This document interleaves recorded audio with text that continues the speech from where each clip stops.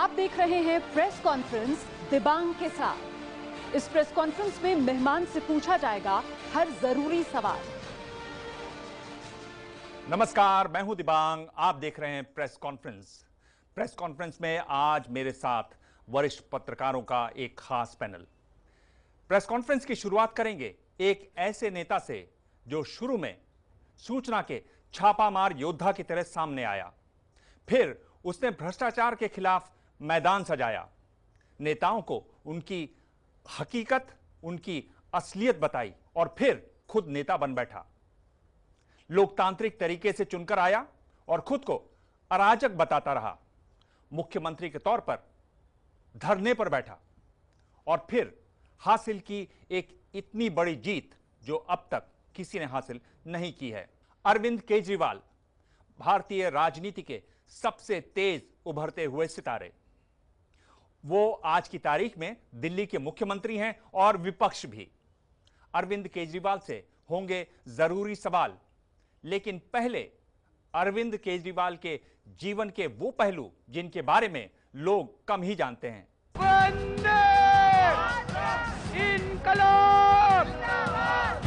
किसी पहचान का मोहताज नहीं है ये चेहरा, दिल्ली के मुख्यमंत्री अरविंद केजरीवाल। 47 साल पहले हरियाणा के सिवानी मंडी गांव में जन्मे केजरीवाल को बचपन से किताबों, शतरंज और स्केच बनाने का शौक था। आईआईटी खड़गपुर से मैकेनिकल इंजीनियरिंग की पढ़ाई के बाद केजरीवाल ने टाटा स्टील में नौकरी भी की, लेकिन मदर टेरेसा से एक मुलाकात ने उनकी जिंदगी बदल दी। मदर टेरेसा से केजरीवाल को समाज सेवा की प्रेरणा मिली। केजरीवाल मदर टेरेसा के कालीघाट आश्रम में 2 महीने रहे भी। आश्रम से लौटे तो केजरीवाल ने आईएएस बनने की ठानी। वो आईएएस तो नहीं बन सके, लेकिन भारतीय राजस्व सेवा में जरूर आ गए। ट्रेनिंग के दौरान उन्हें बैचमेट सुनीता से प्यार हो गया, जो बाद में उनकी पत्नी बनी। दिल्ली में Kejriwal assistant income tax commissioner बनकर आए, लेकिन सामाजिक बदलाव लाने के जुनून ने केजरीवाल को एनजीओ का रास्ता दिखाया। केजरीवाल ने परिवर्तन नाम की संस्था शुरू की। दिल्ली के सुंदर नगरी में केजरीवाल हाथ में माइक लिए गली गली घूमकर नुक्कड़ सभाएं करते थे और लोगों को बताते थे कि इलाके का विकास क्यों नहीं हो पा रहा। उस टैक्स का मालिक कौन है? सरकारी अफसर है कि हम हैं? हम हैं इस टैक्स के मालिक। किसी को शक है इस बात पे? हम हैं इस टैक्स के मालिक। केजरीवाल सूचना के अधिकार आंदोलन से भी जुड़े। बेहतरीन काम के लिए मैग्सेसे अवार्ड भी मिला। लेकिन देश की नजरों में पहली बार केजरीवाल का चेहरा और नाम 2011 में चमका, अन्ना आंदोलन से। ये आंदोलन खत्म हुआ केजरीवाल के राजनीति में आने के साथ।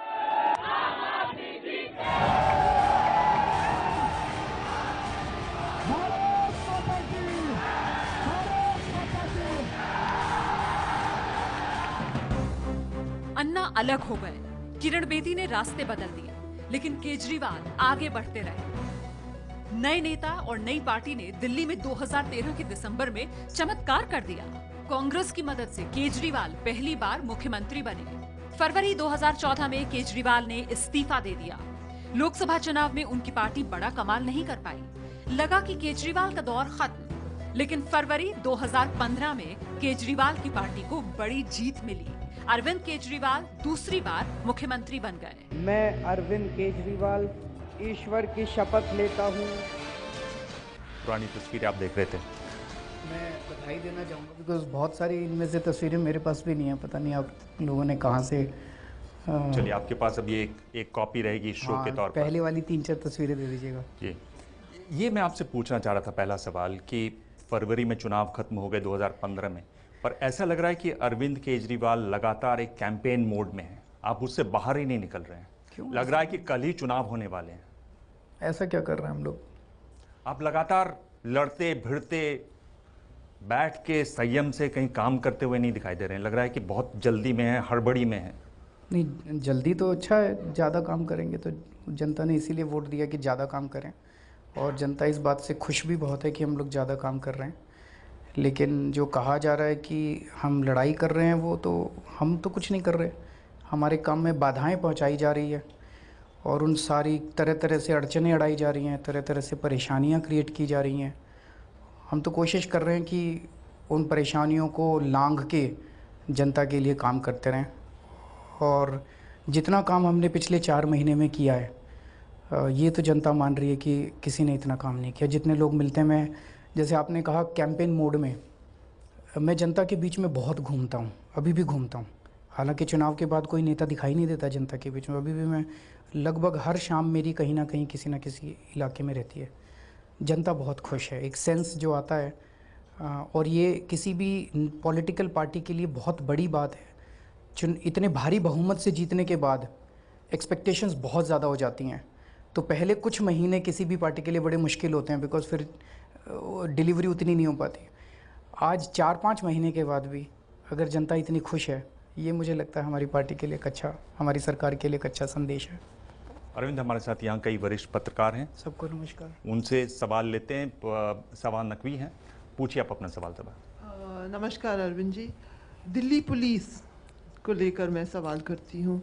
मानिए कि किसी तरह पुलिस आप आम आदमी पार्टी की सरकार के अंदर आ भी जाए, तो वही फोर्स आपको मिलेगी, आप क्या चमत्कार कर सकते हैं? और दूसरी बात, क्या आप मानते हैं कि police should be under political authority, या लार्जर कि पुलिस को इंडिपेंडेंट भी होना चाहिए उसके तरफ, क्योंकि आजकल रोज़ अब दिल्ली पुलिस को लेकर कोई विवाद चल रहा है? इसमें 2-3 पहलू हैं।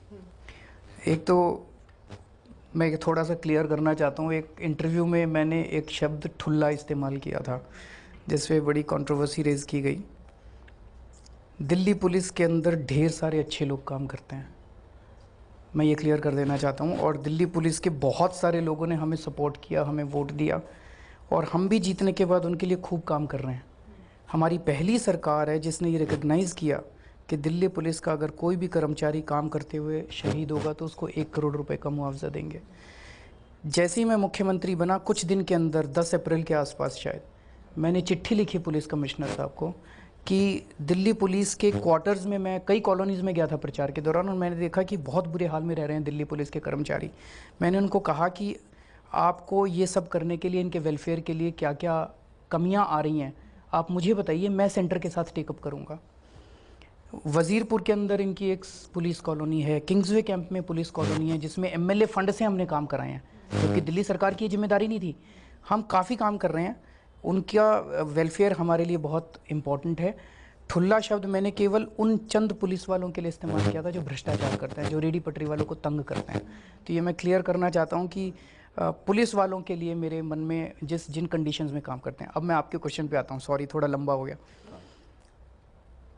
पुलिस के ऊपर डेमोक्रेटिक कंट्रोल होना बहुत ज़रूरी है। ये तो डेमोक्रेसी, पॉलिटिकल कंट्रोल होना बहुत ज़रूरी है। पॉलिटिक्स अच्छी हो, अगर पॉलिटिक्स ही ख़राब है तो वो दिल्ली पुलिस को दुरुपयोग करते हैं। दूसरी चीज़, हमारे पुलिस कमिश्नर साहब के साथ कोई मतभेद नहीं है।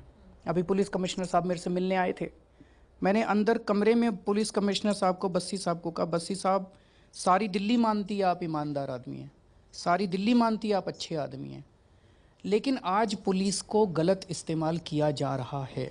बस्सी साहब नहीं कर रहे जो कुछ हो रहा है, सब कुछ ऊपर से आ रहा है, PMO से आ रहा है। मैं आपको दिखाता हूँ, ये एक FIR है मेरे खिलाफ, सिटिंग चीफ मिनिस्टर के खिलाफ। आज तक भारत, किस लिए? ठुल्ला शब्द कहने के लिए। भारत के इतिहास में कभी ऐसा हुआ कि सिटिंग चीफ मिनिस्टर के खिलाफ इतनी फ्रिवलस FIR किसी ने लिखी हो? तो ये बस्सी साहब ने नहीं लिखवाई, ये नीचे पुलिस वाले ने नहीं लिखी, किसी ना किसी ने तो ऊपर से, मतलब कोई बहुत ज़बरदस्त प्रेशर होगा कि किसी ने मुख्यमंत्री के खिलाफ FIR। और हमारे एक कार्यकर्ता के ऊपर पुलिस वैन ने उसको कुचलने की कोशिश की, उस पर FIR नहीं हुई है। व्यापम का इतना बड़ा घोटाला हो गया, शिवराज सिंह चौहान के खिलाफ FIR नहीं हुई है। ललित गेट का इतना बड़ा घोटाला हो गया, वसुंधरा राजे जी के खिलाफ FIR नहीं हुई, सुषमा स्वराज जी के खिलाफ FIR नहीं हुई है। केजरीवाल ने ठुल्ला कह दिया, इसलिए केजरीवाल के, इसकी पॉलिटिक्स को समझने की कोशिश कीजिए कि जो 67 सीट आई है उसने बहुत सारे लोगों की नींव हिरा दी है, नींद हराम कर दी है।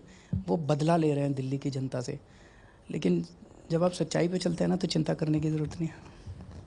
चलिए, संगीता के पास इसी से जुड़ा एक सवाल है। जुड़ा हुआ सवाल मेरा है कि आपने जो ठुल्ला शब्द का इस्तेमाल किया और अभी आपने उसको एक्सप्लेन भी किया, मैं ये जानना चाहती हूँ कि आप मुख्यमंत्री हैं, जिस अर्थ में आपने इस्तेमाल किया वो कितना सही है, और क्या आप ये शब्द वापस लेंगे, माफ़ी मांगेंगे, क्योंकि जिस तरह से विरोध हो रहा है?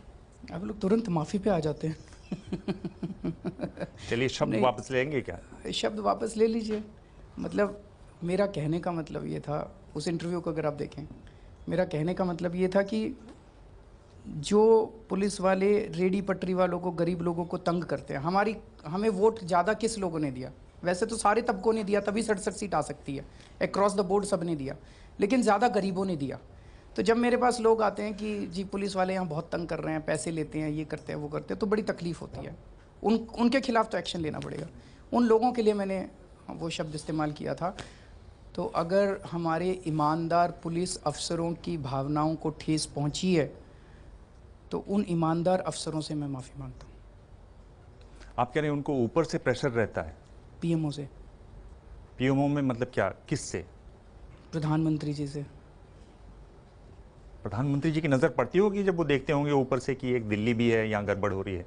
मैं जब से ये 1.5-2 महीने से ज़्यादा कंट्रोवर्सीज उठ रही हैं, सबसे पहले आपको याद है वो इन्होंने नोटिफिकेशन निकाला था कि हम ट्रांसफ़र पोस्टिंग भी नहीं कर सकते, ट्रांसफ़र चपरासी से लेके चीफ सेक्रेटरी तक सारी पोस्टिंग केंद्र सरकार करेगी। उसके बाद पिछले 1-1.5 महीने में मैं बहुत मिला हूँ केंद्रीय मंत्रियों से, बीजेपी के नेताओं से, समझने के लिए कि पॉलिटिक्स क्या है। किसी की नहीं चल रही। मंत्री बताते हैं, आपको तो ज़्यादा पता है, आप लोग तो ज़्यादा घूमते हैं। मंत्री बताते हैं मंत्री अपने पीए नहीं रख सकते, मंत्री अपने सेक्रेटरी नहीं रख सकते, सब कुछ पीएमओ से आता है, सब कुछ वहाँ से आता है। और सब लोग यही कह रहे हैं कि सब कुछ कंट्रोल वहीं से हो रहा है। मतलब एमएचए का तो नाम लिया जा रहा है। एमएचए के अंदर मुझे राजनाथ सिंह जी बहुत अच्छे हैं, लेकिन मुझे नहीं लगता उनकी एमएचए में चलती है जी। कंचन हमारे साथ है। कंचन जी, आप अपना सवाल पूछें। नहीं, मैं गलत तो नहीं कह रहा, बिल्कुल ठीक कह रहा हूँ ना। आप लोगों को तो ज़्यादा पता है जी। ये दिल्ली को स्टेटहुड का जो डिमांड है आप लोगों का, दुनिया में ऐसा कोई भी देश नहीं है जहाँ पर जो कैपिटल होती है उसको अलग स्टेट माना जाता है। तो ये आप उससे अलग एक स्टेट क्यों बनाना चाह रहे हैं? और उसके साथ जो ये जुड़ा हुआ है एक पॉपुलिज्म जो एक आप भड़का रहे हो कि इस पे हम एक रेफरेंडम करवाएंगे। रेफरेंडम का तो कोई कॉन्स्टिट्यूशनल बेसिस भी नहीं है। दो चीज़ें। पहले तो दुनिया में बहुत सारे ऐसे मॉडल्स हैं जहाँ पे छोटा, जैसे एनडीएमसी एरिया, इस मॉडल पे कई दिन से चर्चा चल रही है। और 2003 या 2002 में आडवाणी जी ने खुद ये प्रस्ताव रखा था। आडवाणी जी जब होम मिनिस्टर थे, उनका ये एनडीएमसी के एरिया को केंद्र सरकार रख ले। एमसीडी का जो एरिया है उसमें आप पुलिस को और लैंड को आप दिल्ली सरकार को दे दीजिए। आप खुद देखिए, हमारे एमएलएज के पास लोग आते हैं, जी वहाँ पे ये हो गया, वहाँ गड़बड़ हो गई, यहाँ ये हो गया, यहाँ हो गया। हम कुछ कर ही नहीं सकते। पुलिस के ऊपर किसी किस्म का कंट्रोल नहीं है। अगर पुलिस के ऊपर डेमोक्रेटिक कंट्रोल होगा, असेंबली का कंट्रोल होगा, असेंबली में 4 क्वेश्चन पूछे जाएंगे उसके ऊपर, तो उससे अकाउंटेबिलिटी फिक्स होती है। अगर आपका किसी भी किस्म का कंट्रोल नहीं होगा, अभी सीधे पुलिस किसको जिम्मेदार है? आप थ्योरेटिकली कह लीजिए एमएचओ, पर प्रैक्टिकली तो पीएमओ को कंट्रोल वो करती है। एलजी को रिपोर्ट करती है। पुलिस एलजी साहब को रिपोर्ट करती है, एलजी साहब एमएचए को रिपोर्ट करते हैं, एमएचए पीएमओ को रिपोर्ट करते हैं। और आज प्रैक्टिकली, जैसा मैंने कहा, प्रैक्टिकली तो पीएम के यहाँ से सारे डायरेक्शंस आ रहे हैं, मोदी जी के यहाँ से सारे डायरेक्शंस आ रहे हैं। ऐसे में एक निरंकुशता आ गई है पुलिस के अंदर। तो पहली चीज़ तो ये। दूसरी, लैंड के बारे में मैं आप लोगों की जानकारी की आप भी थोड़ी सी मदद कीजिएगा सब लोग। हमारी ज़मीन है, आपकी ज़मीन है, दिल्ली तो आप ही लोगों की है, दिल्ली आपकी ज़मीन है।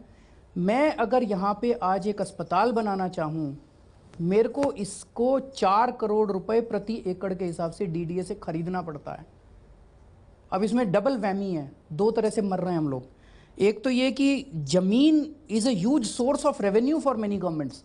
आप अलग अलग यूपी ले लीजिए, बिहार ले लीजिए, आप ज़मीन को डेवलप करके नए नए प्रोजेक्ट्स बना के उसमें से अर्न करते हैं, सरकार उसमें से पैसा कमाती है ज़मीन के जरिए।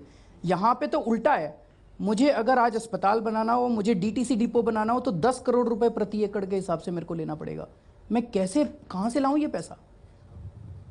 तो ज़मीन तो मिलनी चाहिए ना हम लोगों को उसमें। और आप ये देखिए, आज डीडीए अलग है, दिल्ली सरकार अलग है। प्लानिंग कौन करता है? चुन के कौन आया? दिल्ली सरकार। तो दिल्ली सरकार को अस्पताल बनाने हैं, दिल्ली सरकार को स्कूल बनाने हैं, दिल्ली सरकार को डीटीसी बसें बनानी है, दिल्ली सरकार को डीडीए को तो ये सब नहीं बनाना, तो डीडीए को जब ये सब नहीं बनाना, डीडीए की प्रायोरिटीज ही नहीं है। डीडीए एक तरह से बस डेवलपमेंट वो करता जा रहा है, फ्लैट बनाता जा रहा है बिल्डरों के जरिए। तो अब बहुत बड़ी डाइकोटमी है।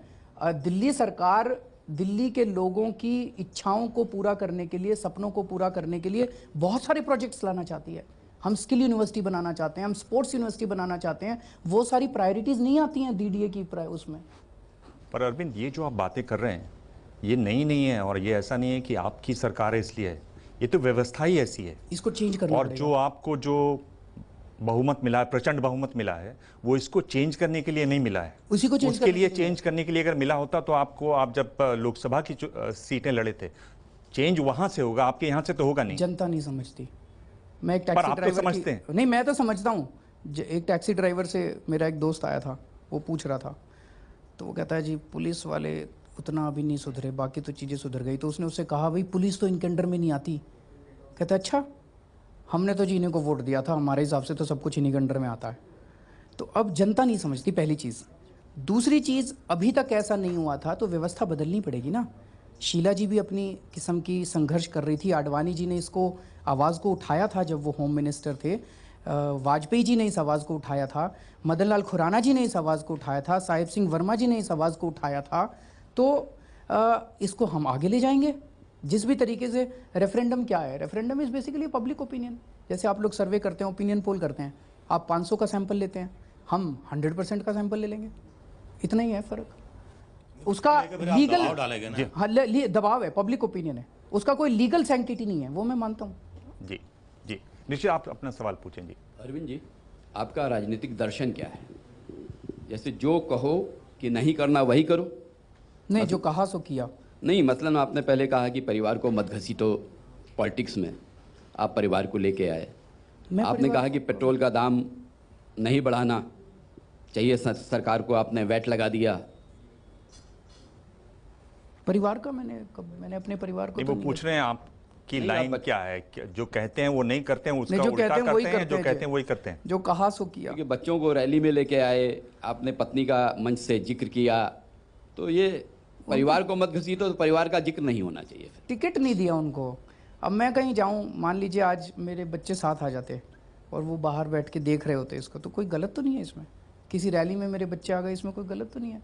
जिस दिन जीता था मेरी वाइफ को भी खुशी हुई, वो बाहर आ गई, और मैं खुल के कहना चाहता हूँ आज मैं जो कुछ भी हूँ उसमें 80% योगदान मेरी धर्मपत्नी का है।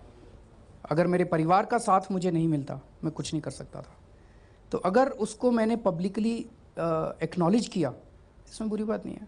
जिस दिन मैं टिकट दूं अपनी बीवी को, उस दिन कहना केजरीवाल बदल गया, तो मैं वो तो नहीं। वैट की बात आपने बड़ी अच्छी कही, पेट्रोल और डीजल वाली, हाँ हम इसके खिलाफ थे। थोड़ा सा इसको समझने की कोशिश कीजिए। इस बार हमने कोशिश करके एक नायाब प्रयास शुरू किया है।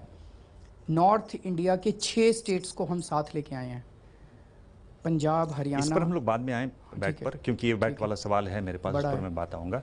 पर आपने जो एक बात कही कि लोग नहीं समझते हैं, लग रहा है कि ये आपकी एक बहुत बड़ी चिंता है, और शायद इसी से जुड़ा हुआ आपने जो प्रचार के लिए पैसा रखा हुआ वो है, यानी 40,000 करोड़ का आपका बजट, और आप उसमें 526 करोड़ रुपए प्रचार के लिए रखें। आपने कहा दूसरे राज्यों को देख लो, तो हमने पता किया और यूपी में पाया कि 3 लाख करोड़ का उनका सालाना बजट, 90 करोड़ वो प्रचार में खर्च करते हैं। वो उन्होंने ठीक नहीं बताया, मैं और बताता ये हूं, उनके ये बिखरा रहता उनके है। नहीं, ये चूंकि मुझे मालूम था कि अलग अलग विभागों का भी होता है, तो ये पूछा गया उनसे, उन्होंने कहा कि नहीं, ये सब मिला जुला के है, इसमें 2.5 करोड़ अलग से रखा हुआ है जो कि टूरिज्म वाले करते हैं, 90 करोड़ और 500।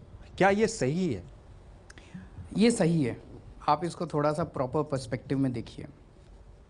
पहली चीज़ तो ये, जो काम आप अच्छा काम कर रहे हैं, आपको अपनी नीतियों को जनता तक लेके जाना पड़ता है। उसके लिए आपको एडवर्टाइजिंग का बजट चाहिए। जैसे अभी हमने एक ऐड निकाला कि हम दिल्ली के अंदर लाइसेंस प्रथा ख़त्म करना चाहते हैं, तो लाइसेंस प्रथा ख़त्म करने के लिए आप लोग सुझाव दीजिए, और मैं आपको बता रहा हूँ बहुत अच्छे सुझाव आ रहे हैं। हम अगले महीने एंटी पोल्यूशन ड्राइव शुरू करने वाले हैं पोल्यूशन के ख़िलाफ़, जिसमें हम पूरे दिल्ली के लोगों को पार्टिसिपेट कराएंगे। उसमें आप देखेंगे कि ज़बरदस्त किस्म का प्रचार होगा। हमने वैट का एक बहुत बड़ा टारगेट रखा है, उसमें भी अब उसको एक आंदोलन बना देंगे वैट कलेक्शन को। हम रेड राज की बजाय जनता को इसमें पार्टिसिपेट कराएंगे, उसमें पैसा खर्च होगा। तो बहुत सारी सरकार की योजनाएं हैं जिसको जनता तक ले जाने में पैसा खर्च होता है। पर ऐसा नहीं है कि आपने हर बार पैसे के बल पर ही चुनाव लड़ा हो। आपने तो बिल्कुल बिना पैसे के चुनाव लड़ा। चुनाव लड़ना अलग है, सरकार चलाना अलग है। ऐसा लग रहा है कि आप जो ऐड कर रहे हैं उसमें एक तरीके से निशाना प्रधानमंत्री पर भी कर रहे हैं। नहीं, प्रधानमंत्री के नाम भी एक चिट्ठी आ जाती है आपके। क्वेश्चन लेजिटिमेट क्वेश्चन है। क्वेश्चन ये है कि आज दिल्ली पुलिस सीधे प्रधानमंत्री जी के अंडर में आती है, या तो प्रधानमंत्री जी हर हफ्ते हर महीने घंटा 2 घंटा पुलिस के लिए देना चालू करें, और नहीं तो दिल्ली पुलिस का कंट्रोल हमें दे दें। सिंपल सा मैसेज है, इसमें तो कुछ नहीं। और बड़ी अदब के साथ मैंने उसमें मतलब it was not an attack. अगर आप पूरा मैसेज देखें, पूरी ईमानदारी के साथ वो क्वेश्चन रेज किया। नहीं, आपने मैं इसलिए स्माइल कर रहा हूँ क्योंकि अगर आप उसकी भाषा को पढ़ें, जब आप तीसरे पैराग्राफ में आ जाते हैं तो बिल्कुल आप बड़े खतरनाक अरविंद केजरीवाल दिखाई देते हैं, जिसमें आप बहुत स्माइल करते हुए, सर देखिए सवाल तो ये है, सर आपको समझना चाहिए, इस तरह की भाषा है। आप सही कह रहे हैं कि वो बहुत ही अदब से लिखी हुई चिट्ठी है। रिफत का एक सवाल है आपके लिए। दिवांग ने आपसे जो कहा कि आपने पहला इलेक्शन जो 2013 में जीता था, आपका कहना है कि मीडिया आपके साथ नहीं थी, पैसे आपके पास नहीं थे, फिर भी आप 28 सीट लेकर के आ गए। दूसरे इलेक्शन में पैसे की फिर भी कमी थी, आप कहते रहे, आप हिस्टोरिक मैंडेट लेकर के आए। तो ऐसा क्या हुआ कि अब उन्हीं अपनी बातों को लोगों तक पहुंचाने के लिए आपको सैकड़ों करोड़ों रुपए की ज़रूरत पड़ रही है? सरकार चला रहे, अब चुनाव नहीं लड़ रहे।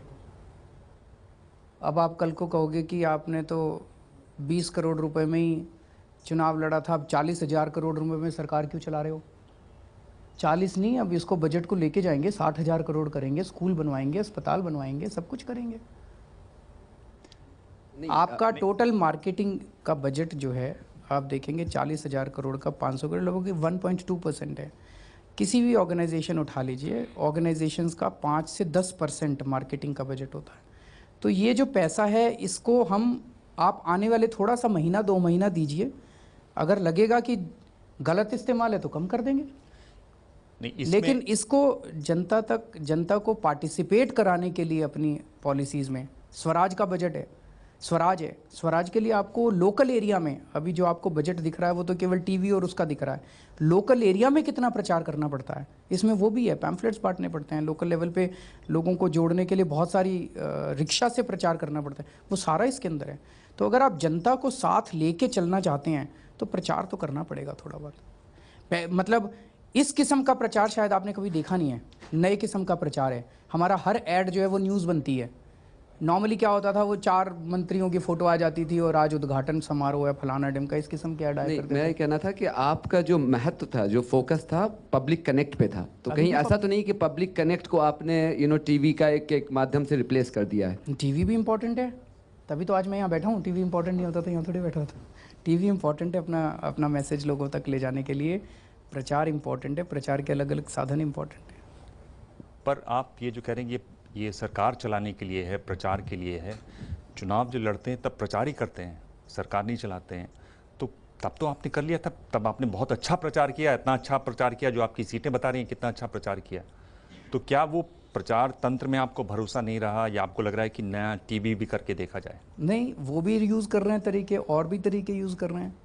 सरकार के बहुत सारे महकमे होते हैं। उस टाइम तो हमें क्या था, हमें केवल अपनी पार्टी का प्रचार करना था। अभी आपको मतलब 150 डिपार्टमेंट्स हैं, 150 डिपार्टमेंट्स की अलग अलग स्कीम्स हैं, अलग अलग प्रोग्राम्स हैं। उसका प्रचार करने के लिए आपको उसी किस्म का बजट चाहिए। आपसे अगला सवाल पूछें उससे पहले एक आपने पुरानी एक बात कही है, उसको देख लेते हैं। कुछ गड़बड़ है? नहीं, गड़बड़ नहीं है।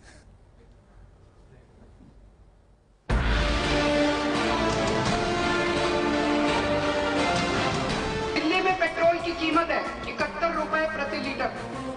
इस 71 रुपए में से 33 रुपए टैक्स के, 38 रुपए तेल के। पूरे देश में पेट्रोल बेच के सरकार 70,000 करोड़ रुपए का टैक्स इकट्ठा करती है साल में, 70,000 करोड़ का। अगर ये 1.25 लाख करोड़ रुपए बच जाते भ्रष्टाचार के, तो सरकार पेट्रोल के ऊपर 70,000 करोड़ रुपए का टैक्स माफ कर सकती थी। तो प्रति लीटर पेट्रोल पे 33 रुपए कम हो जाते हैं, और इसी तरह से प्रति लीटर डीजल पे 16 रुपए कम हो जाते हैं।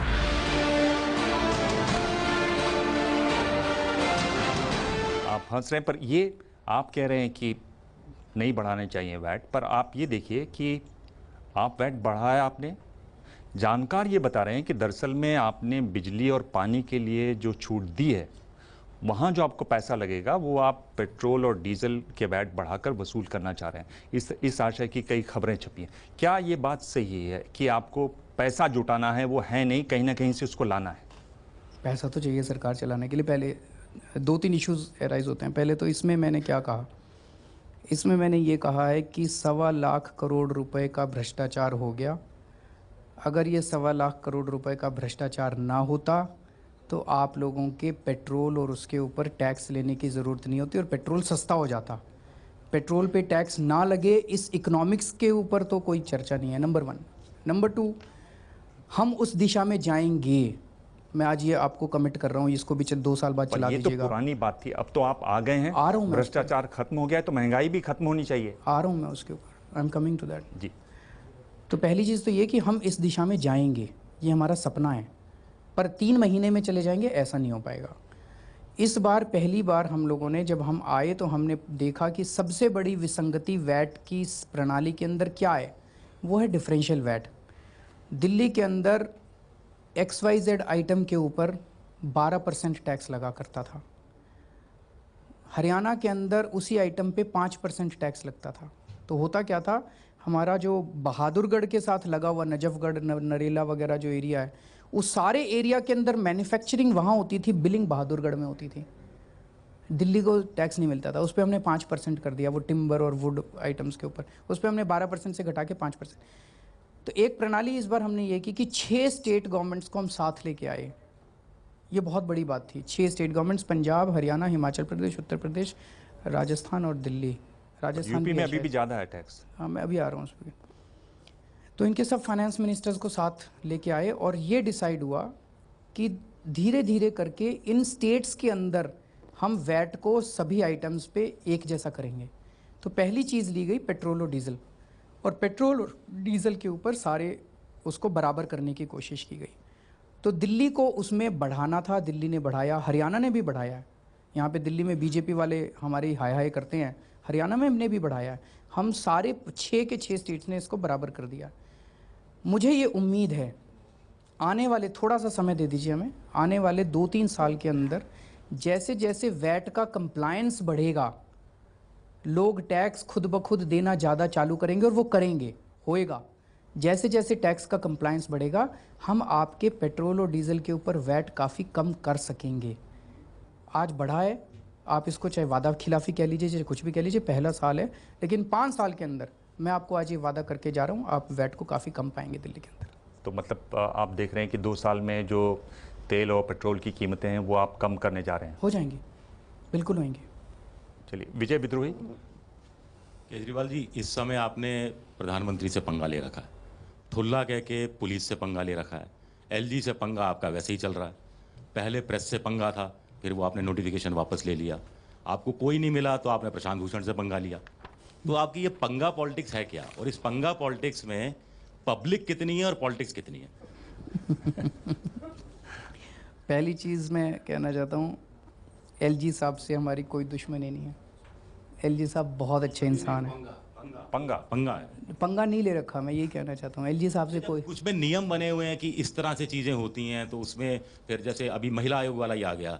तो मैं पहले महिला आयोग का जवाब दे दूँ, मैं लेके आया हूँ, सारे कागज़ लाया हूँ आपके लिए। लेकिन पहले मैं आपको दूसरे वाले सवाल का जवाब, LG साहब से हमारा कोई पंगा नहीं है। LG साहब बहुत अच्छे इंसान हैं, उनको ऊपर से PMO से आदेश आते हैं। मैंने आपको बताया बस्सी साहब से हमारा कोई पंगा नहीं है। बस्सी साहब बहुत अच्छे आदमी हैं, उनको ऊपर से PMO से आदेश आते हैं। तो ये जो दिख रहा है कि हमने इससे पंगा ले लिया, उससे हम क्यों क्या करेंगे पंगे लेके, हमें क्या लेना देना, हमें सरकार चलानी है, हमें जनता की सेवा करनी है। जो आपने कहा महिला आयोग वाला, अब ये देखिए, कल चिट्ठी आई है वहाँ से, LG साहब के यहाँ से, इसमें लिखा है the government means lieutenant governor. तो अगर गवर्नमेंट मीन्स लेफ्टिनेंट गवर्नर, तो चुनाव किस लिए कराए थे फिर ये सरकार किस लिए बनाई थी, फिर ये 67 सीट किस लिए थी, असेंबली किस लिए है? तो ये उन्होंने खुद थोड़ी लिखा है, उनसे करवाया गया है। अब ये जैसे ये है दिल्ली महिला आयोग एक्ट है, इस एक्ट में साफ साफ लिखा हुआ है कि सरकार, गवर्नमेंट, इलेक्टेड गवर्नमेंट महिला आयोग गठित करेगी। इलेक्टेड गवर्नमेंट ने कर दिया। एलजी साहब ने कुछ नहीं कहा, अब उनको फ़ोन आया होगा ऊपर से कि चिट्ठी लिखो इनको एक, तो उन्होंने चिट्ठी लिख दी कि LG means government means LG, government means LG, तो फिर सारी प्रणाली ख़त्म हो गई फिर तो। अब वो बेचारे क्या करते, उन्होंने चिट्ठी लिख दी। तो वो परेशान कर रहे हैं प्रधानमंत्री जी, तो वो उनको नहीं करना चाहिए। मैंने प्रधानमंत्री जी से भी पंगा नहीं लिया, मुद्दे रेज कर रहा हूँ मैं। तो ये महिला आयोग की अभी वैधानिक स्थिति क्या है? अभी तो चल रहा है, उन्हें हटाएंगे नोटिफिकेशन तो अभी है, एज इट इज़ है नोटिफिकेशन सरकार का। जो एलजी साहब से बात करेंगे बैठ के, मैं मिलता हूँ उनसे एक आध दिन में। इसमें आप पर एलजी साहब से मिलके भी क्या होगा, मतलब वो बहुत अच्छे इंसान है, मैं ये क्लियर करना चाहता हूँ, लेकिन ऊपर से प्रेशर बहुत ज़्यादा उनके ऊपर। तो पीएम से ही मिलो प्रॉब्लम, तो आप पीएम टाइम नहीं दे रहे, पीएम टाइम नहीं दे रहे मिलने का। मैंने सोचा था कि पीएम साहब से कहते हैं कि सर चुनाव के पहले जो भी पॉलिटिक्स थी हम लोगों की, अब चुनाव हो गए, प्लीज़ 5 साल आप तो पूरा देश चला रहे हैं, प्रधानमंत्री जी तो पूरा देश चला रहे हैं। दिल्ली आप कब वक्त मांगा था आपने?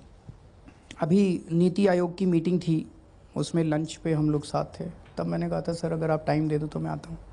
मैं दोबारा अभी चिट्ठी लिख के और दोबारा ट्राई करूँगा। क्या कहा उन्होंने? चलिए, हैं, क्या कहा उन्होंने? उन्होंने कुछ नहीं कहा। इसी पंगे वाले सवाल से ही जुड़ा हुआ सवाल। विदेश जाया करें, वहीं मिल लिया करिए आप। मैं विदेश जाता नहीं हूँ। अरविंद, आप कहते हैं कि एक आदमी ये देश चला रहा है, लगभग यही कह रहे हैं आप कि एक नरेंद्र मोदी देश चला रहे हैं। आप पे भी कुछ ऐसे ही आरोप लगते हैं कि सिर्फ एक आदमी दिल्ली की सरकार चला रहा है, और बावजूद इसके कि वो आदमी जो एनजीओ मूवमेंट से निकला, जो लोकतंत्र की चरम सीमा पे था उस वक्त, जो लोकतंत्र का बच्चा है, उसने अपने आप को एक बार अनार्किस्ट भी बोला। अनार्किस्ट हायरार्की के खिलाफ होता है, एक डेफिनेशन ये है। और उस वक्त जब आपने ये बोला तो मैंने उसका इंटरप्रिटेशन ये किया कि अरविंद हायरार्की के खिलाफ है। अनार्किस्ट का मतलब ये है। लेकिन आपने अपनी पार्टी के भीतर एक हायरार्की बनाने के लिए कुछ लोगों को निष्कासित किया। अभी हाल ही में कहा कि वो वापस आ सकते हैं। मैं नहीं समझता कि वापस बुलाने का वो कोई बहुत सुंदर तरीका है। अगर वापस बुलाना है तो उनके घर जाएं, उनके साथ एक नया संबंध बनाएं और फिर वापस अपनी पार्टी में लेके आएं। आपकी मूवमेंट का, अरविंद, सबसे बड़ा एसेट उसका इंटेलेक्चुअल रिजर्वायर था और उसका दमखम था। वो कैसे रिस्टोर होगा? इलेक्शन तो शायद दोबारा जीत जाएं आप, वो इंटेलेक्चुअल रिजर्वायर, वो दमखम कैसे रिस्टोर करेंगे आप? सर वो अभी भी बहुत सारे लोग हैं, पार्टी के साथ बहुत सारे लोग हैं, सरकार के साथ बहुत सारे लोग जुड़े हुए हैं। देखिए ये कहना गलत है। आप जैसे सरकार चल रही है, पहली चीज़ तो जितनी इंडिपेंडेंस हमारी कैबिनेट में कैबिनेट मंत्रियों को है, मुझे नहीं लगता कोई भी सरकार, कोई भी मुख्यमंत्री इतनी इंडिपेंडेंस अपने मंत्रियों को देते हैं। पर अरविंद, ये जो कह रहे हैं उसके हिसाब से तो आपकी सरकार के नरेंद्र मोदी आप हैं। वही मैं उनको काउंटर कर रहा हूँ कि केंद्र सरकार में केंद्रीय मंत्रियों को अपना पीए रखने की भी इजाज़त नहीं है। प्रोग्राम्स बनाएंगे ऐसा तो मुश्किल लगता है। हमारी सरकार में आप इंडिपेंडेंटली पता करा लीजिएगा, ऑफिसर से पता करा लीजिएगा। जितनी इंडिपेंडेंस हमारे कैबिनेट मिनिस्टर्स को अपने अपने प्रोग्राम्स के लिए है, ऐसी इंडिपेंडेंस आपने कहीं नहीं देखी होगी। नंबर 1, वो अपने एडवाइज़र्स नियुक्त करते हैं, वो अपने पूरी टीम बनाते हैं, पूरी रीऑर्गेनाइजेशन कर रहे हैं, बहुत सारे नए नए प्रोग्राम्स लेके आ रहे हैं। मनीष सिसोदिया हैं, सतिंदर जैन हैं, गोपाल राय जी हैं, आसिम हैं, कई अच्छे अच्छे प्रोग्राम्स कर रहे हैं। दूसरी चीज़, जहाँ तक पार्टी का सवाल है, पार्टी के अंदर भी बहुत सारे ऐसे लोग हैं जो बहुत बढ़िया बढ़िया बैकग्राउंड छोड़ के आए थे। आशुतोष जी हैं, संजय सिंह हैं, आशीष तलवार हैं, कुमार विश्वास हैं। ये ऐसे लोग नहीं हैं कि कोई डिक्टेटरशिप में काम कर सकते हैं ये लोग। ये सब बहुत स्ट्रॉन्ग इंडिविजुअल्स भी हैं, बहुत स्ट्रॉन्ग आइडियाज़ भी रखते हैं। तो अरविंद जी, आप अपना सवाल पूछें। इसी से ये कहना है कि ये सब दोनों लोग जिनको आपने निकाला, और जब ये झगड़ा चल रहा था तो हमारे जैसे सब लोगों को ये उम्मीद थी कि आखिरी बात जब आप करेंगे तो कहीं ना कहीं बीच बचाव करके रास्ता निकालेंगे, क्योंकि इन्होंने कोई पावर आपसे नहीं मांगा था, इन्होंने कोई ऐसा कुछ भी नहीं किया था। अब 2 महीने के बाद ही आप फिर एक तरफ से उनकी तरफ हाथ बढ़ा रहे हैं, या ये बात हवा में आ रही है। ये क्या एक राजनीतिक दांव है या सीरियस एफर्ट है। अब तक जो उनके साथ व्यवहार हुआ है उसमें मुझे लग रहा है कि ये कहीं दांव होगा। पंजाब यूनिट उनके साथ जाती दिख रही है, उनका किसान का कैंपेन आपसे भारी दिख रहा है आपकी पार्टी से, तो क्या ये दांव है या एक सीरियस एफर्ट है? सर मेरी अपनी राय ये है कि रिश्तों को पब्लिक में डिस्कस नहीं करना चाहिए। उनके साथ रिश्ते थे और उनके साथ मैं भविष्य में ज़रूर रिश्ते सुधरेंगे। जैसा आपने कहा काफ़ी एफ़र्ट्स किए गए थे, ईमानदार एफ़र्ट्स किए गए थे। जो लोग बीच में थे वो भी ईमानदारी से एफ़र्ट्स कर रहे थे। इसको यहीं समाप्त करते हैं, क्योंकि ज़्यादा अगर पब्लिक में बातचीत हो तो उससे चीज़ें सुधरने की बजाय बिगड़ जाती हैं। नहीं, लेकिन मध्यस्थों को लेके जो आपकी टिप्पणी सामने आई वो तो बहुत ही खराब थी। और जिस वजह से आज हम यहाँ पे हैं वो है हमारा विकास, वो है स्कूल, वो है अस्पताल। आज जिस किस्म का विकास दिल्ली के अंदर शुरू हुआ है और जिस किस्म का ढांचा जनता के सामने पेश किया गया है, उससे जनता को बहुत उम्मीद है और जनता खुश है। अरविंद, मेरा थोड़ा अलग सवाल है लेकिन link to the same thing. आपके जो साथी बिछड़ जाते हैं, चाहे किरण बेदी, शाजिया इल्मी, प्रशांत भूषण, ये बिटरनेस राजनीति में काफ़ी बिखराव होते हैं जो हम लोगों ने जो देखा, लेकिन आपके ये सब एक बिटरनेस रह जाती है इन लोगों में। और रोज़ रात टीवी पे आके कोई ना कुछ कह देते हैं, कोई ट्वीट कर देते हैं। ये इसका आपने कभी एनालिसिस किया ये क्यों हुआ है आपके साथ? क्या कर सकते हैं? वो तो आप उनसे पूछिए, वो इतने बिटर। मैंने तो ऐसा कुछ नहीं किया to make them so bitter. आप वो आपने वो गाना सुना है ना, वो अफसाना जिसे अंजाम तक लाना न हो मुमकिन, उसे खूबसूरत मोड़ दे के छोड़ना अच्छा। वो खूबसूरत मोड़ क्यों नहीं आप दे पा रहे हैं? सीखना पड़ेगा सभा से। पर इस पर फाइनल फिर क्या है कि इन दोनों की वापसी पर आपकी अब फाइनल सर, लाइन क्या है? क्योंकि पिछले एक इंटरव्यू में आपने कहा कि मैं चाहूंगा वो वापस आ जाएं, तो अब कोई इसकी कोई फाइनल लाइन है? इसको छोड़िए, क्योंकि अगर कुछ सुधरना भी होगा ना तो उसके भी सारे रास्ते बंद हो जाते हैं। तो देखिए, एक अंग्रेजी में कहावत है कि थॉट इज देयर, एक्शन में गेट डिलेड, यू नो।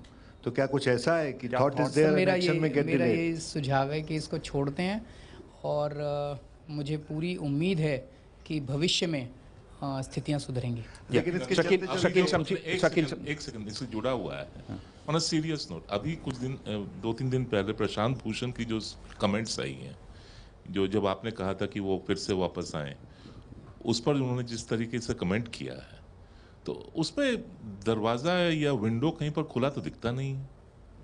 तो इसीलिए मैंने कहा ना सर, मैं बोलूँगा फिर वो बोलेंगे, फिर मैं बोलूँगा और आप लोग हर जगह माइक लगाएंगे तो उससे स्थिति सुधरने की बजाय और बिगड़ जाएगी। छोड़ दीजिए इसको यहीं पे। अगला टॉपिक छोड़ देते हैं, अगला लेते हैं जी। अगला टॉपिक मैं आपसे जो सवाल करना चाहता हूँ उससे भी एक पंगा ही जुड़ा हुआ है, तो वो फिर मसला है थोड़ी विकास की भी बात करेंगे। विकास के बारे में बहुत अच्छा प्लान बनाया है। मैं चाहता हूँ जो पूछना आपसे चाहते हैं कि अरबों रुपए की प्रॉपर्टी जो है वक्फ की, उसके ऊपर कब्जा है सियासी पार्टियों का या खुद गवर्नमेंट का?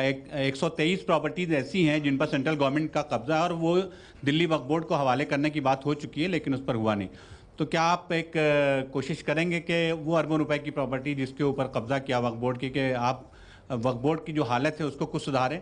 क्योंकि जो जिन लोगों ने आपको वोट दिया, यहाँ के मुसलमानों को खासतौर से उम्मीद यह है कि आप वक्फ की अरबों रुपए की प्रॉपर्टी को वापस दिलाने में एक रोल अदा कर सकते हैं। सर परसों ही ये पूरा मैंने लिस्ट बनवाई है। एक दिक्कत ये आ गई, दिल्ली वक्फ बोर्ड के चेयरमैन को लेके स्टे ऑर्डर ले आए हैं कोई हाई कोर्ट से, तो अभी वक्फ बोर्ड का पुनर्गठन हम लोग नहीं कर पा रहे जब तक वो स्टे नहीं उठेगा। लेकिन कल मैंने परसों सीईओ को बुलाया था, जो सीईओ हैं दिल्ली वक्फ बोर्ड के, और उनसे मैंने उन सारी प्रॉपर्टीज़ की लिस्ट्स बनवाई हैं। एक वो प्रॉपर्टीज़ जिसके ऊपर वक्फ बोर्ड का अधिकार है और कोई डिस्प्यूट नहीं है, लेकिन किसी ने कब्जा कर रखा है। अधिकार है, कोई डिस्प्यूट नहीं है, कोई केस नहीं चल रहा, किसी ने कब्जा कर रखा है। मैंने उनको कहा ये प्रॉपर्टीज़ तो तुरंत खाली करवाने की कार्रवाई शुरू कीजिए। दूसरी वो प्रॉपर्टीज़ है जिस पे डिस्प्यूट है, मामले कोर्ट में है, उसमें मैंने कहा आप लिस्ट बना के दे दीजिए, हम अच्छा वकील करेंगे यहाँ पे। और तीसरी वो प्रॉपर्टीज़ है जो वक्फ बोर्ड के पास है, उसको कैसे इस्तेमाल किया जा रहा है और उसको कैसे पूरी मुस्लिम कौम को उससे फ़ायदा मिल सके, ज़्यादा उसका वो हो सके। मैंने कहा उसका एक विजन डॉक्यूमेंट आप तैयार कीजिए, इसमें अगर आपकी भी हमें सहभागिता मिलेगी तो we will be very grateful. SM Ali sahab हैं जो हमारे CEO हैं अभी। जी अभय जी, अभय कुमार दुबे। अरविंद जी, आपकी सरकार बड़े दिलचस्प तरीके से चल रही है, और जब मैं दिलचस्प कहता हूँ तो उसका मतलब ये है कि मीडिया में बहुत से लोग आरोप लगाते हैं कि आप टकराव बहुत ज़्यादा करते हैं, लेकिन मैं उसे थोड़ा दूसरे नज़रिए से देखता हूँ। मुझे लगता है कि ये एक चुनी हुई लोकतांत्रिक सरकार है जो अपने सीमित अधिकारों की सीमा को थोड़ा बढ़ाना चाहती है कोशिश करके। खैर, लेकिन मेरी चिंता का विषय ये है कि आपकी पार्टी ठीक से बिल्कुल नहीं चल रही है, और उसकी हालत ये है कि हर 15 दिन बाद या हर 1 महीने बाद आपको कोई ना कोई शर्मिंदगी का सामना करना पड़ता है, जबकि आपकी पार्टी के अंदर एक आंतरिक लोकपाल भी है। और वो आंतरिक लोकपाल क्यों नहीं ठीक से काम करता, या तो उसको काम नहीं दिया जाता, क्या चक्कर क्या है? मतलब पार्टी के अंदर आपने, अब तो आप चुनाव नहीं लड़ रहे, आपको 5 साल तक कोई दिल्ली में चुनाव नहीं लड़ना, पहले तो बार बार चुनाव लड़ना पड़ता था। इसलिए हम सब कहते थे कि भाई आम आदमी पार्टी एक ऐसी पार्टी इसको बार बार चुनाव लड़ना पड़ता है, संगठन बनाने की का समय नहीं मिल रहा है। लेकिन अब तो पार्टी के अंदर कुछ इंटरनल कुछ इंस्टीट्यूशंस बनने चाहिए, जिसमें एक आंतरिक लोकपाल आपके पास है। आप चाहें तो बहुत सारे विवादों को उसे थमा सकते हैं, उसकी रिपोर्ट आ सकती है, तो आप तमाम शर्मिंदगी से बच सकते हैं, और इससे जो आम आदमी पार्टी की इमेज को बार बार बट्टा लगता है उससे बचा जा सकता है। उसके बारे में कुछ कहिए। आपका जो इशारा उस तरफ है, जो अभी कुछ MLAs पकड़े गए हैं। हाँ, MLAs पकड़े गए हैं। जितेंद्र तोमर वाली घटना है, उस मामले को भी आंतरिक लोकपाल को पहले दिया जा सकता था। अभी वो एक सज्जन गए थे जो पुलिस को खुद सरेंडर करना चाहते थे, पुलिस उनका सरेंडर लेने से मना कर दिया, उनका मामला दिया जा सकता है। और भी कई इस तरह की बातें हैं जो आंतरिक लोकपाल की विषय के दायरे में आती हैं मोटे तौर पे। सो उनको दिया है। आप थोड़ा सा, मैं आपको पूरा डिटेल सिलसिलेवार बताता हूँ। जैसे तोमर का इंसिडेंट है, तोमर का इंसिडेंट 3 महीने पहले उठा, पहले उनके गिरफ्तार होने के महीना 2 महीना पहले जब पहली बार उठा। पर अरविंद, तोमर वाले में ही फरवरी 2015 में हाई कोर्ट में सारे कागज आ गए थे। फरवरी में? जी, फरवरी 2015। केस तो बाद में फाइल हुआ है। नहीं, फरवरी 2015 में हाई कोर्ट में जब ये जांच हो रही थी, वहाँ सारे कागज पहुँच चुके थे। नहीं, जो हमारी सरकार बनने के बाद कि मेरी जो मुझे याद आ रहा है, जो हो सकता है मैं गलत हूँ, हमारी सरकार बनने के बाद कोर्ट में केस फाइल हुआ, और उसके बाद बार को रेफ़र किया गया, और उसके बाद पुलिस ने जांच शुरू की। जब उनके गिरफ्तार होने के महीना 2 महीना पहले जब ये मामला उठा, हमारी सरकार बनने के 1 महीने बाद जब ये मामला उठा, तो मैंने तोमर साहब को बाकायदा रिटन एक्सप्लेनेशन मांगी थी बतौर चीफ मिनिस्टर। उन्होंने मुझे सारे डॉक्यूमेंट्स प्रेजेंट किए थे, और वो डॉक्यूमेंट्स मैंने पढ़े, और प्राइमा फेसी मुझे लगा कि कोई गलती नहीं है। डॉक्यूमेंट्स, 1 मिनट में पूरा कर लेता हूँ। डॉक्यूमेंट्स पढ़ने के बाद फिर मैंने उसे बुला के पूछा, उसने कहा जी मेरी बच्चों की कसम खा के मैं कहता हूँ मैंने कुछ गड़बड़ नहीं किया।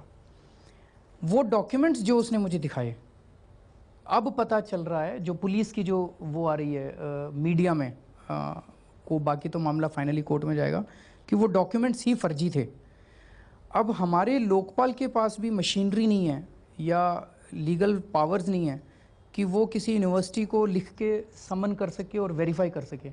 यहाँ आके हमारी सीमाएं, वहाँ फिर हम लोगों ने ये तय किया, अभी हमारी मीटिंग हुई थी, कि भाई अगर किसी भी व्यक्ति के खिलाफ इस किस्म का स्ट्रॉन्ग प्राइमा फेसी एविडेंस आता है, और वो अगर मंत्री है, तो उसको तुरंत मंत्री पद से स्टेप डाउन करने के लिए कहा जाएगा, जैसे तोमर के केस में कहा गया। पर अरविंद, इसमें वही बात आ जाती है कि यहाँ आप वैसे ही दिखाई देते हैं जैसे मनमोहन सिंह दिखाई देते हैं, जैसे नरेंद्र मोदी दिखाई देते हैं। हमने तो एक्शन ले लिया, उसको रिजाइन करा दिया। कि उन्होंने कहा कि जब प्राइमा फेसी, जब मेरे पास जब बात आई तो मैंने कहा कि नहीं, मनमोहन सिंह को कोई गलती नहीं दिखाई दी कोल वाले मामले में, 2G वाले मामले में। हमने तो तुरंत स्टेप डाउन करा दिया। कोर्ट ने कुछ नहीं कहा। नहीं, हम तो कोर्ट की भी नहीं सोच रहे। इसी तरह पर इस पे तो हल्ला बहुत देर से, नरेंद्र मोदी को कोई गड़बड़ नहीं दिखाई देती, न वसुंधरा राजे में, न सुषमा में।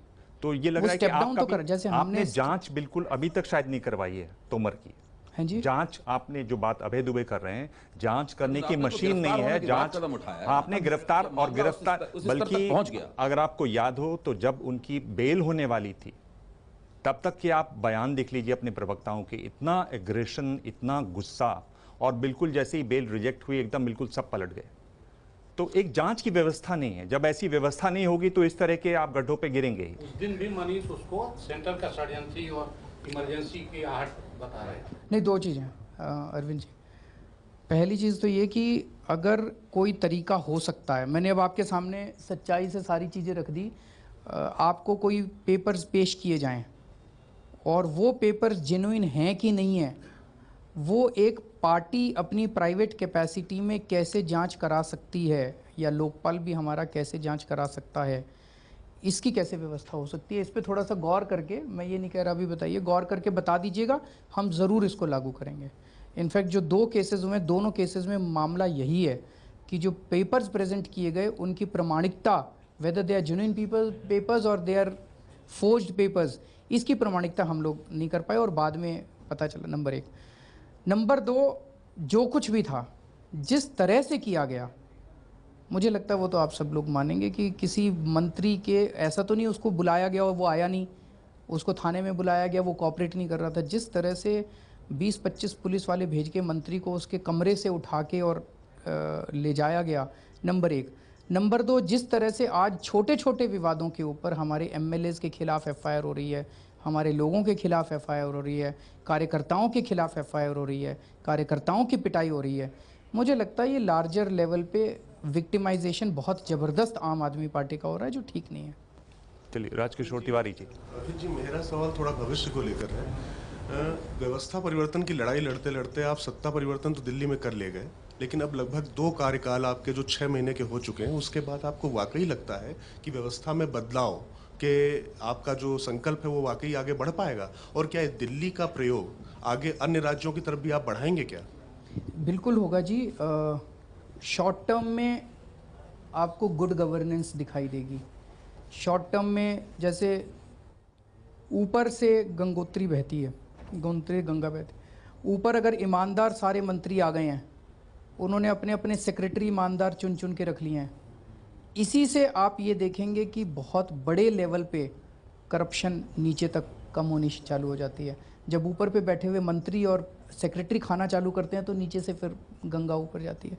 ये मैसेज बहुत ज़बरदस्त गया है दिल्ली के अंदर।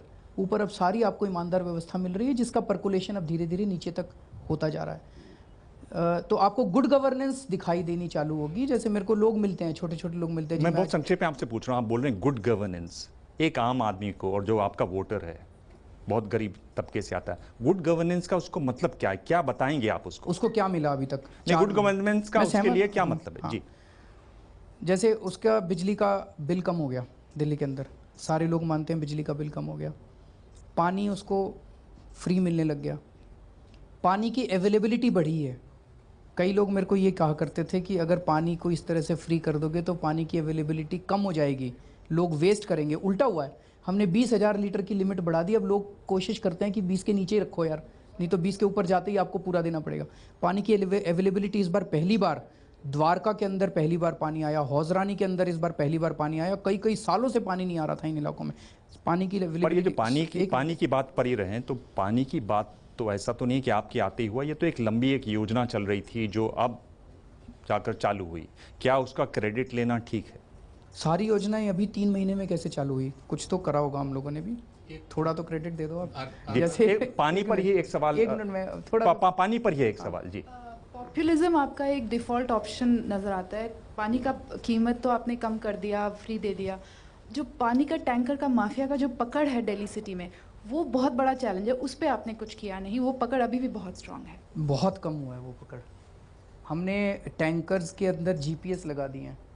अब अगर कोई टैंकर वाला बदमाशी करता है, यहाँ से टैंकर निकला और उसको जाना था द्वारका और पहुँच गया कहीं और, बिक गया रास्ते में, वो GPS से पता चल जाता है। आप अपने फ़ोन के ऊपर मॉनिटर कर सकते हैं हमारे दिल्ली सरकार के हर टैंकर को, पहली बार हुआ है। तो टैंकर माफिया के ऊपर बहुत बड़े स्तर पे कंट्रोल हुआ है। पानी की अवेलेबिलिटी बढ़ी है, बिजली की अवेलेबिलिटी बढ़ी है। पिछले 5 साल का लोग कहते थे अगर हमने बिजली के दाम आधे कर दिए तो दिल्ली में बिजली मिलनी बंद हो जाएगी। हमने एडवांस 4 महीने की प्लानिंग की है इस बार, पहली बार। हर हफ्ते का मेरी टेबल के ऊपर पड़ा हुआ है, हर हफ्ते आने वाले 4 महीने में, इस हफ्ते में इतनी डिमांड होने वाली है, इसकी सप्लाई हम कहाँ से लाएंगे। हमने एडवांस में परचेज एग्रीमेंट्स वगैरह सब उसका वो अरेंजमेंट किया हुआ है। तो दिल्ली में आज बिजली की कमी नहीं है। अगर कहीं बिजली का फॉल्ट है तो वो लोकल वजह से है। बिजली कंपनियों की अकाउंटेबिलिटी फिक्स करने के लिए हम ये लेके आए थे कि अगर इतने घंटे से ज़्यादा बिजली जाएगी तो इतना कॉम्पेंसेशन आप लोगों को देना पड़ेगा। फार्मर्स का कॉम्पेंसेशन हम लोगों ने दिया, जो कि पहली बार देश में हुआ। किसान जो आत्महत्या कर रहे हैं उन किसानों को, जो आप गरीब तबका कह रहे हो, उनके लिए गुड गवर्नेंस ये है कि दिल्ली के किसानों को पहली बार 50,000 रुपये हेक्टेयर के हिसाब से मुआवजा मिला। नंबर पीडब्ल्यूडी की जितनी 1260 किलोमीटर सड़कें हैं पीडब्ल्यूडी की दिल्ली में, हमने आने के बाद तुरंत ऑर्डर दिया 1 महीने के अंदर पीडब्ल्यूडी की सड़कों पे अब आपको गड्ढे नहीं दिखाई देंगे। अगर कहीं गड्ढा दिखाई दे, एक फ़ोन नंबर है, मेरे को अभी याद नहीं है, वहाँ आप SMS कर दीजिए, गड्ढा भर दिया जाएगा। जब MCD के अंदर हमारी सरकार बनेगी, MCD की सड़कें भी पीडब्ल्यूडी की सारी सड़कों के ऊपर गड्ढे भर गए हैं। स्टूडेंट्स के लिए 10 लाख रुपए के लोन का जो प्रावधान करने जा रहे हैं, स्टूडेंट्स बहुत खुश हैं, वो महीने 1.5 महीने में। तो बहुत सारी मोहल्ला क्लिनिक, जिस इलाके के अंदर हम लोगों ने बिल्कुल झुग्गी बस्ती, गंदा एरिया, ख़राब एरिया, वहाँ मोहल्ला क्लिनिक, एयर कंडीशन क्लिनिक, जनता को तो यकीन ही नहीं होता कि इस किस्म का क्लिनिक बन सकता है। और आप पहले 5 करोड़ रुपए की एक डिस्पेंसरी बना करती थी सरकारी, आज एक डिस्पेंसरी हम लोगों ने 20 लाख रुपए की बनाई है। तो आप कहते हैं ना पैसा कहाँ से आएगा? 5 करोड़ रुपए का जो जिसमें एक डिस्पेंसरी बनती थी, आज हम 25 डिस्पेंसरी उतने पैसे में बनाएंगे। और मैं ऐसे एक डिस्पेंसरी के बाद मोहल्ला क्लिनिक का जब उद्घाटन हुआ, उसके अगले दिन मैं एक मीटिंग कर रहा था, मैंने जब ये बोला, वहाँ पे बैठे हुए लोगों में से 15 डिस्पेंसरी लोगों ने डोनेट कर दी। कोई आके बोला जी 2 डिस्पेंसरी मेरी, 3 डिस्पेंसरी मेरी।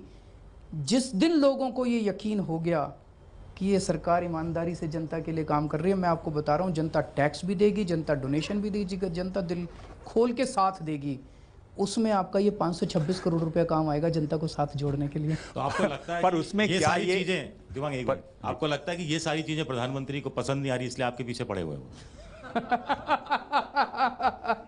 बिल्कुल, जवाब दीजिए मुझे। बिल्कुल बिल्कुल बिल्कुल। अरविंद, एक सवाल मेरा छोटा ये है कि आप जैसे कह रहे हैं कि करप्शन ऊपर से बंद होगा तो नीचे अपने आप बंद हो जाएगा। नहीं, दोनों पे करना पड़ेगा, लेकिन इसका एक बड़ा मैसेज आता है। पकड़ने का आपका तरीका नीचे ही वाला है। चुनाव के समय आप ऊपर तो निशाना बना रहे थे कि रॉबर्ट वड्रा और अंबानी और 8 केंद्र के मंत्री, और पकड़ते समय आप वो आज़ादपुर मंडी का चौकीदार और स्कूल का मास्टर, यही पकड़ में आपके आ रहा है। ऐसा नहीं है, करप्शन को डील करना है तो कई स्तर पे अपने को काम करना पड़ेगा।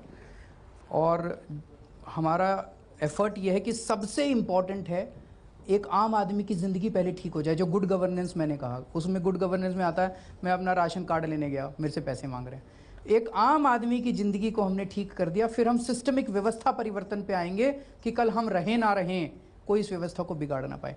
तो जो आपने कहा उसमें ये टेलीफोन लाइन ने इतना किया कि लोअर लेवल की करप्शन दिल्ली में कम हुई है। अपर लेवल की करप्शन पे मैं आपकी जानकारी के लिए बता दूं, हमारी जो ACB के ऊपर इन लोगों ने कंट्रोल किया है, आपको ये जान के हैरत होगी, ये पहली बार शायद भारत के इतिहास में हुआ है कि एक चुनी हुई सरकार, मैं मुख्यमंत्री हूँ, मैं जिस फ्लोर पे बैठता हूँ, मेरे ऊपर होम मिनिस्ट्री है, होम मिनिस्ट्री पे दिल्ली पुलिस भेज के 1 महीने से केंद्र सरकार ने 1 महीने तक उन्होंने कंट्रोल करके रखा। दिल्ली पुलिस का कंट्रोल था मेरी होम मिनिस्ट्री के ऊपर, मैं भी नहीं जा सकता था। कभी सुना है ऐसा? मेरी एंटी करप्शन ब्रांच, उस पर अभी भी पैरामिलिट्री फोर्सेस का वहाँ पे कब्जा है। पैरामिलिट्री फोर्सेस भेज के उन्होंने क्यों किया कब्जा? तो जो मैंने आपको बताया ना, मैं इन दिनों में कई लोगों से मिला, बीजेपी वालों से, सबका ये कहना था, इनको ये डर लग रहा था, 8 जून को इनको ये डर था कि हम शायद किसी केंद्रीय मंत्री के खिलाफ कोई FIR दर्ज करने वाले। पर ये केंद्रीय मंत्री कौन है जिनका डर लग रहा था? ये नाम बताने से आप क्यों हिचक रहे हैं? नहीं, फिर आप कहोगे सबूत दो, अभी मेरे पास नहीं है कोई। नहीं, मैं तो सिर्फ नाम पूछ रहा हूँ। नहीं, हम कुछ करने नहीं वाले थे। इनको किस चीज का डर था? उनको डर था, हम कुछ करने नहीं वाले थे, ऐसा कुछ था नहीं। पर वो जो डर किसको लेकर था? हाँ, वही ऐसा कौन सा व्यक्ति है जिसका इनको डर था पर आपके पास सबूत नहीं है उसके? वो भी मेरे खिलाफ डिफेमेशन, इतने केस कर रखे हैं इन्होंने मेरे खिलाफ, एक और केस कर देंगे लोग। पर इसका मतलब इसमें कहीं ये भी ध्वनि निकलती है कि मोदी के मंत्रिमंडल के मंत्री भ्रष्टाचार में लिप्त हैं। मेरे ख्याल से तो कई लोग, ये ललित गेट में तो कई लोगों के नाम आ रहे हैं। नहीं, पर ये विरोधाभासी नहीं है अरविंद जी। एक तरफ आप कह रहे हैं कि सिर्फ एक आदमी सरकार चला रहा है, कोई मंत्री कुछ कर ही नहीं पा रहा, तो जब वो कुछ कर नहीं पा रहे हैं तो भ्रष्टाचार कहाँ कर रहे हैं? सर, मैं अब उससे ज्यादा बोल नहीं सकता। पर एक बात, और तो एंटी करप्शन ब्रांच को पूरा एक minute once it's linked to this, ये आपकी एक मिनट सुन लीजिएगा कंचन जी। एंटी करप्शन ब्रांच को एक तरह से पूरी तरह से इन लोगों ने कंट्रोल कर लिया है, जो कि एक गलत बात है जिस तरह से इन्होंने कंट्रोल किया। तो जो अरविंद जी ने कहा हमारी एंटी करप्शन ब्रांच में एक केस चल रहा था जो पिछले साल वाला मुकेश अंबानी जी मुरली देवरा वगैरह नो सॉरी नाम गलत, जो मेरे को वो मंत्री का नाम याद नहीं आ रहा जो थे वीरप्पा मोइली, तो वो उनके केस चल रहा था, वो अभी ठप पड़ गया। शीला जी की सरकार के दौरान वाले 3-4 केसेस चल रहे थे बड़े बड़े कॉमनवेल्थ वाले, वो ठप पड़ गए। तो वो सारी जांचें पिछले महीने 1.5 महीने से ठप पड़ी हुई हैं।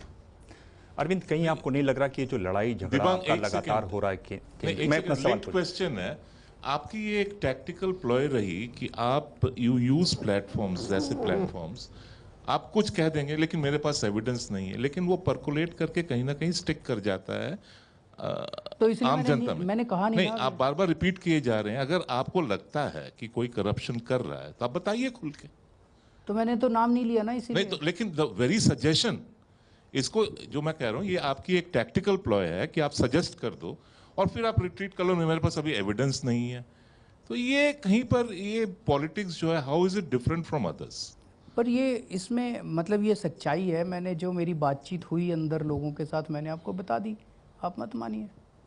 पर अरविंद, आपको नहीं लगता कि ये जो सारी जो विवाद हो रहा है, एक मिनट मैं पूछ रहा हूँ विनोद, मैं आपसे पूछ रहा हूँ कि ये जो सारी लड़ाई चल रही है, जिस तरह से आप कह रहे हैं कि आपको घेरा जा रहा है, आप भी लड़ते जा रहे हैं उनसे, इन सब में बीजेपी वाले बहुत खुश हैं क्योंकि वो देख रहे हैं कि कुल मिलाकर हमने अरविंद केजरीवाल को, जो हाल उसने हमारा दिल्ली में किया और राज्यों में भी कर सकता था, हमने उसको दिल्ली में ही बांध दिया है। आप यहीं बंधे हुए हैं, जरा जरा से अपॉइंटमेंट के लिए आपके पास कोई विभाग नहीं है, आप बाहर जाने के लिए फ्री हैं, पर आप निकल ही नहीं पा रहे हैं दिल्ली से। आपको चक्रव्यूह में उन्होंने फंसा दिया, जीत आखिर में उन्हीं की हो रही है, आप उन्हीं का खेल खेल रहे हैं। उनको खेल समझ ही नहीं आ रहा, इसका मतलब खेल क्या है फिर? पूरे देश के अंदर एक ही मैसेज है, केजरीवाल अच्छी सरकार चला रहा है, मोदी जी सरकार चलाने नहीं दे रहे, आप कहीं चले जाइए। और अगर आने वाले बिहार चुनाव के पहले इन लोगों ने इसको और एस्केलेट किया दिल्ली की स्थिति को, इसका खामियाजा इनको बिहार में भुगतना पड़ेगा, आप देखेंगे इस बात को। क्या बिहार में आप नीतीश कुमार का प्रचार करने के लिए जा रहे हैं, वो आपसे मिले भी क्या, वहाँ आप बातचीत करेंगे, एक नई शुरुआत वहाँ भी देखी जाएगी? आपको क्या लगता है क्या करना चाहिए?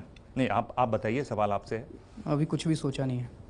पर क्या इस पर सोच रहे हैं, क्या ये संभावना हो सकती है? क्या इतना कुछ भी नहीं सोचा, मैं सबसे पहले एबीपी न्यूज़ को बताऊंगा, संगीता मेरे से नाराज होगी। अच्छा, एक सवाल का जवाब, आपने एक अहम मुद्दे पर टिप्पणी नहीं की। किस पे? एक अहम मुद्दे पर, वो काफ़ी दिनों से वो प्रकरण चल रहा है। आप खुद वॉलंटियर सेक्टर से निकले हुए आदमी हो, और इस दिन आजकल जो वॉलंटियर सेक्टर का हाल ये केंद्र की सरकार कर रही है, FCRA वाला, जो NGOs पे प्रतिबंध लग रहे हैं, जो फोर्ड फाउंडेशन के साथ उनका मुचैटा चल रहा था, अभी हाल ही में उन्होंने उनको कहा है कि आप अपना काम कर सकते हैं। क्या आप समझते हैं कि क्या NGO सेक्टर भ्रष्ट था, या फिर सरकार NGO सेक्टर से डरती है, वॉलंटियर सेक्टर से डरती है? आपकी इस पे क्या टिप्पणी है? सदी हुई टिप्पणी दीजिएगा, क्योंकि आप उस सेक्टर में काम कर चुके हैं। सरकार वॉलंटियर सेक्टर से डरती है, अदरवाइज क्या ज़रूरत है? मैं ये नहीं कह रहा NGO सेक्टर में भ्रष्टाचार है, जो भ्रष्ट लोग हैं उनको पकड़िए ना। आप अक्रॉस द बोर्ड सबके ऊपर ब्रश चला देते हैं, क्रॉस द बोर्ड सब पे रेड मारना, बैन कर देते हैं, ये कर देते हैं। मनीष सिसोदिया की एक NGO है जो 5-6 साल पहले मतलब निष्क्रिय हो चुकी है, वो उसमें कुछ कर ही नहीं रहे 5-6 साल, जब से अन्ना आंदोलन शुरू हुआ उनके पास टाइम ही नहीं था, उसको बैन कर दिया। बताओ, हाँ कबीर, तो वो जिसको मर्जी उठा के बैन करे, तो पॉलिटिकल है। मैं तो कह रहा हूँ ऊपर से चल रहा है सब कुछ। मैं एक सवाल पूछूं डेथ पेनल्टी पर, are you in support of death penalty? Very difficult question, not the right platform, not the right time to answer, not the right time. Arvind, एक बात जो कि मेरे समाज वैज्ञानिक मित्रों और दूसरे राजनीतिक कार्यकर्ताओं के जरिए मुझ तक बार बार पहुंचती है, और मुझे भी लगता ये है कि आपकी सरकार जो प्रचार कर रही है, आपका जो तरीका है जनता के पास पहुंचने का, उसमें व्यक्तिवाद और व्यक्ति का महिमा मंडन बहुत है। और ये मोदी जी की आलोचना हम लोग लगातार करते रहे। पूरे भारतीय जनता पार्टी की जो चुनाव कैंपेन थी, उसमें हमने लगातार ये आलोचना की कि मोदी जी ने अपना व्यक्तिवाद स्थापित करके भारतीय जनता पार्टी, जो आवाज बहुल पार्टी थी, उसको एक आवाज की पार्टी बना दिया। लेकिन आम आदमी पार्टी में भी अगर सिर्फ आप ही का नाम होगा, आप ही की आवाज़ होगी, यहाँ तक कि विज्ञापनों में आम आदमी पार्टी का भी जिक्र नहीं होगा, तो फिर ये फिर ये कैसे होगा? मतलब नहीं, पहली चीज़ तो विज्ञापन सरकार के हैं, उसमें आम आदमी पार्टी का जिक्र नहीं हो सकता। दूसरा, आप इसको टोटल कम्युनिकेशन को एक साथ देखिए, केवल ऐड को मत देखिए। टोटल कम्युनिकेशन को अगर आप देखेंगे, चुनाव के बाद से शायद मेरा मैं जनता के बीच में तो खूब जाता हूँ, मीडिया के साथ इंटरेक्शन अब हमारे मंत्री डायरेक्ट करते हैं, मैं नहीं करता क्योंकि मेरे पास कोई विभाग नहीं है, मैं तो ओवरऑल सुपरविजन कर रहा हूँ। सत्येंद्र जैन रोज़ इंटरव्यू देते हैं, नागेंद्र शर्मा हमारे ऑफिशियल स्पोक्स पर्सन है, मनीष सिसोदिया सारे रिएक्शन देते हैं, आप मेरे को कभी नहीं देखेंगे। तो बहुत सारे चेहरे हैं जो काम कर रहे हैं और जो सामने आ रहे हैं, तो इसको पूरे कम्युनिकेशन को ओवरऑल रूप में देखेंगे तो आपको काफ़ी डाइवर्सिटी नज़र आती है। कोर्ट में इस पर कयास लगे कि वो परेशान करते रहे, ये वो कौन है? क्या ये जज है सुप्रीम कोर्ट के और हाई कोर्ट के? क्या ये मीडिया वाले हैं? इस पर बहस हुई और ये बहस में ये कहा वकील ने, या ये विपक्षी हैं? कौन है वो परेशान? ये आप आज इस पर साफ कर सकते हैं? वो परेशान करते रहे, जनता समझ गई, समझने वाले समझ गए, जो ना समझा वो अनाड़ी है। अरविंद, ये दौर है रैपिड फायर सवालों का। मैं आपसे 5 सवाल पूछूंगा, आप सवाल चाहें तो छोड़ भी सकेंगे, और अगर आप 3 सवालों के जवाब देते हैं तो हमारे पास एक गिफ्ट हैम्पर है जो हम आपको एबीपी न्यूज़ की तरफ से देंगे। जी, तो मेरा पहला सवाल है कि आपकी सबसे बड़ी राजनीतिक भूल कौन सी रही? पिछली बार जो आपने इस्तीफा दिया या आपने तोमर से इस्तीफा नहीं लिया? मेरे ख्याल से जो मैंने इस्तीफा दिया, वो सबसे तोमर से जो इस्तीफा नहीं लिया, वो मेरे पास सफिशिएंट फैक्ट्स नहीं थे। चलिए, वो मैं शायद दोबारा होगा तो शायद पता नहीं मैं कर पाऊंगा कि नहीं। जी, अगला सवाल, और मैं जान रहा हूं कि आप इसमें कहेंगे कि हम लोग मिल बैठकर बात करेंगे और तब पार्टी डिसाइड करेगी, पर आपकी अगर निजी राय पूछी जाए तो राज्यसभा में आप किसको भेजेंगे? कुमार विश्वास को या संजय सिंह को? दिबांग को।